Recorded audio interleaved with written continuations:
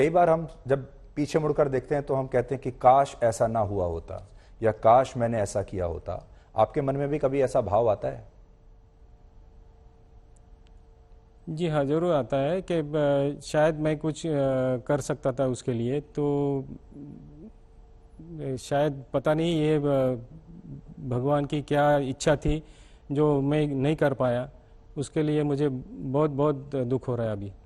आखिरी बार आपकी श्रद्धा से क्या बात हुई थी, कब बात हुई थी? आखिरी बार शायद मेरी 2021 में करीब मई जून में हुई थी। तब यही मैं पूछता था कि श्रद्धा तू कहाँ है, कैसी है, क्या करती है। तो सिर्फ उतना ही वो जवाब देती थी कि हाँ ठीक, मैं ठीक हूँ और मैं बेंगलोर में रहती हूँ और ये लड़का भी मेरे साथ में ही है। कभी आपको इस बात का दुख नहीं हुआ कि श्रद्धा आपको छोड़कर चली गई और आफताब के साथ रहने लगी? आप उससे नाराज थे, गुस्सा थे या दुखी थे? मैं नाराज़ तो बिल्कुल था ही, क्योंकि मेरी बेटी है। तो मैं ये बिल्कुल बर्दाश्त नहीं कर पाया कि मेरी बेटी, इतना लाड़ प्यार से मैंने बचपन से उसको बड़ा किया और 22-23 साल के बाद वो ऐसे इस तरह से घर छोड़ के चली गई है। तो मुझे तो वो दुख हो रहा है कि आज मैं अगर उसके साथ में होता तो शायद मैं उसका कुछ अच्छा भला कर सकता था, लेकिन काश अभी ये नहीं कर पाऊंगा मैं। क्योंकि विकास जी, हम अक्सर ये बात सुनते हैं, करते हैं कि हर बेटी जो है वो अपने पिता में एक सुपरमैन देखती है। बेटी को हमेशा लगता है कि चाहे वो कितनी भी बड़ी मुश्किलों में फंस जाए, लेकिन पिता आके हमेशा उसको बचा लेगा। पिता उसका सबसे मजबूत स्तंभ होता है जो उसे मजबूती देता है।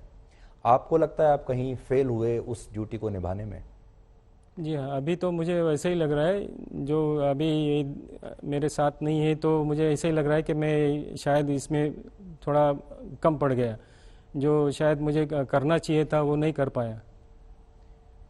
इससे हमें ये ज़रूर चाहूँगा कि आज हमें हमारे देश में बहुत सारे लाखों परिवार देख रहे होंगे, लाखों पिता और माएँ देख रही होंगी और लाखों बच्चे भी देख रहे होंगे, युवा देख रहे होंगे, श्रद्धा जैसी और भी बहुत सारी हमारे देश में बेटियां हैं। उन परिवारों को और माता पिता को आप क्या कहना चाहेंगे? आपने जो इस दौरान, इस पूरे एपिसोड से जो सीखा है?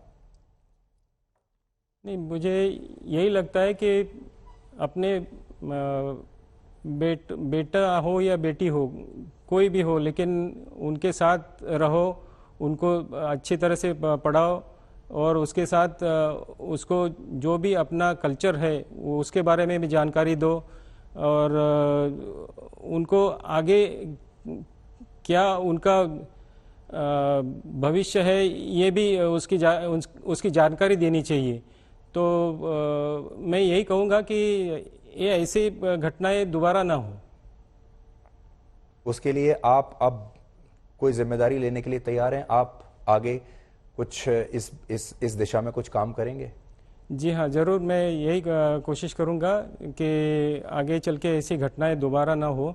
इसके लिए मैंने महाराष्ट्र गवर्नमेंट में जो फडणवीस साहब हैं उनसे भी बात की है कि इसके बारे में थोड़ी काउंसलिंग की ज़रूरत है। तो स्कूल लेवल से ही कुछ इसके ऊपर काम किया जाए और आगे ऐसी घटना दोबारा ना हो। अभी हम थोड़ी देर पहले डेटिंग ऐप्स के बारे में बात कर रहे थे। आपने भी डेटिंग ऐप्स का जिक्र किया और आपने कहा कि आफताब डेटिंग ऐप्स पर रहा करता था। मैंने भी अपने शो में डेटिंग ऐप्स का मुद्दा उठाया था कि आजकल के जो युवा हैं वो डेटिंग ऐप्स पर रहते हैं और कई बार उसका मिसयूज़ भी होता है। आपका अपना तजुर्बा क्या कहता है? जी हाँ, मुझे भी यही लग रहा है कि अगर हम बच्चों को बड़ा करते हैं तो फिर सिर्फ यही करने के लिए बड़ा करते हैं कि वो ऐसे जो ऐप्स वगैरह है सिर्फ मज़े के लिए और आगे कुछ सोचे नहीं क्या होने वाला है, कैसे होने वाला है, और ये सही नहीं है। तो मुझे ऐसा लग रहा है कि ये डेटिंग ऐप्स के ऊपर भी थोड़ा सोचना चाहिए कि इसके ऊपर कितनी पाबंदी होनी चाहिए। आप शुरुआत में ये समझ गए थे कि आफताब आपकी बेटी के साथ खेल रहा है? जी हाँ, मुझे तो यही शुरू से ही पता चला था कि ये आफताब उसके साथ खेल रहा है करके। ये मैं कभी नहीं ऐसा सोचा कि ये सही लड़का है उसके लिए।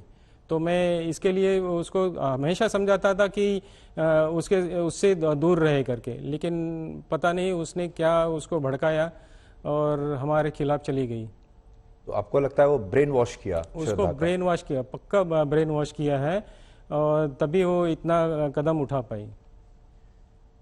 श्रद्धा की मृत्यु के बाद आप दोबारा कभी आफताब से मिले?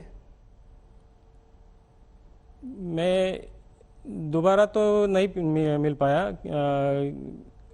जब मैं यहाँ दिल्ली में जब आया था कंप्लेंट करने, तब एक बार बातचीत हुई थी, उसके बाद तो बातचीत नहीं हो पाई। उसने जब से मुझे बताया कि मैंने आपके बेटी को मारा है, ऐसे शी इज़ नो मोर करके, तो तब से मुझे ऐसा लग रहा है कि ये हैवान है, ये इसके सामने तो मैं कभी आऊँगा ही नहीं। उसको जल्द से जल्द फांसी होनी चाहिए, बस मैं वही कोशिश कर रहा हूँ। आपका पहला ये जो इंटरेक्शन था ये कहाँ हुआ आफताब से? ये दिल्ली के मेहरौली पुलिस थाने में 11 नवंबर को 2022 में हुआ था।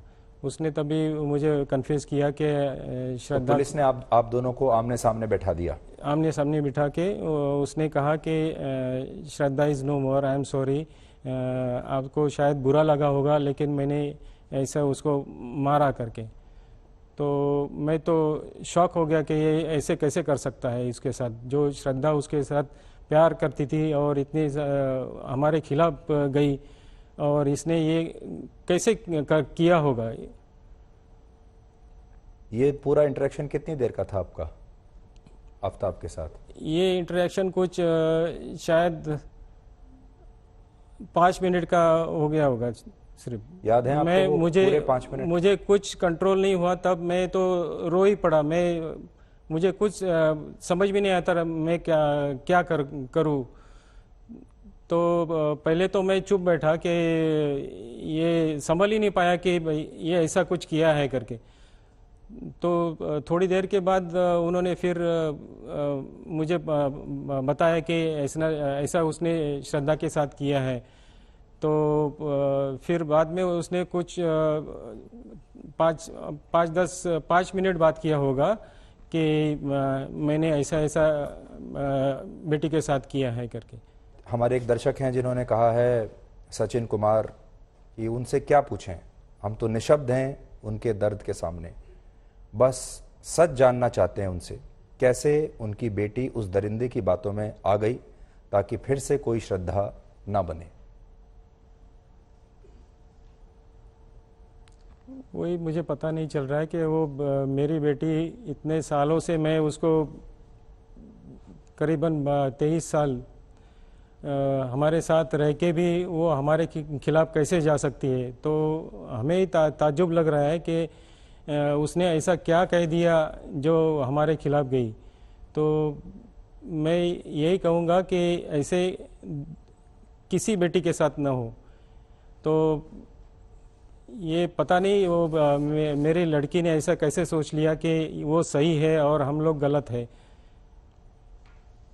जिस दिन आफताब ने आपको ये बात सच बताई, उसके भाव पर, उसके चेहरे पर कोई पछतावे का भाव था? क्या उसे इस बात का दुख था, या वो बिल्कुल एक नॉर्मल तरीके से व्यवहार कर रहा था?